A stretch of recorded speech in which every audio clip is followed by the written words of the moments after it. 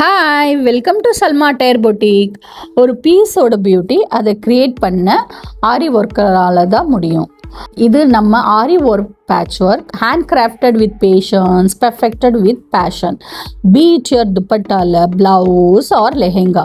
இவ்வளோ ஸ்மால் பேட்சும் அவுட்ஃபிட்டுக்கு டைம்லெஸ் எலிகன்ஸாக கொடுக்கும்.